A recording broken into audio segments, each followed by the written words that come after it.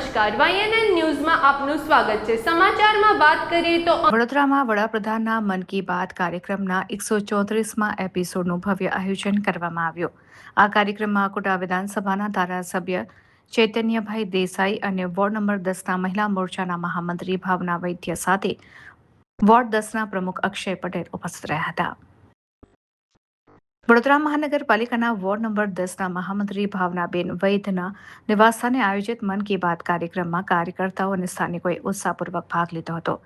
આ કાર્યક્રમમાં ધારાસભ્ય ચૈતન્યભાઈ દેસાઈએ આદરણીય વડાપ્રધાન નરેન્દ્રભાઈ મોદીના સંબોધનની પ્રશંસા કરતા જણાવ્યું હતું કે વડાપ્રધાન દ્વારા રમતગમત અને એથ્લેટિક્સના યોગદાન પર ભાર મૂક્યો તેમજ વર્ષ 2030ની કોમનવેલ્થ ગેમ્સ સાથે સામાન્ય જનતા અને ગ્રાસરૂટ લેવલના કાર્યકર્તાઓના કામોને વિશેષ પ્રોત્સાહન અને નવી દિશા મળી રહે તે અંગે વાત કરવામાં આવી।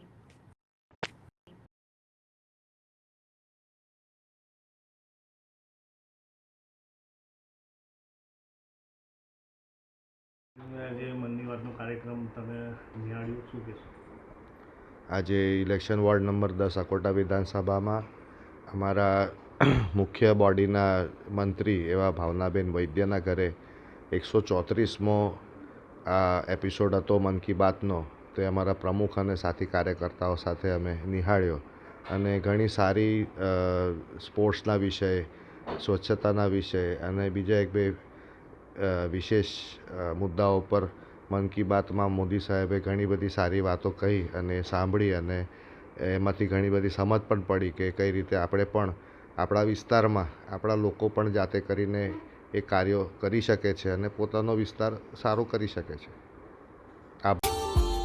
Subscribe now and press the bell icon. Never miss an update.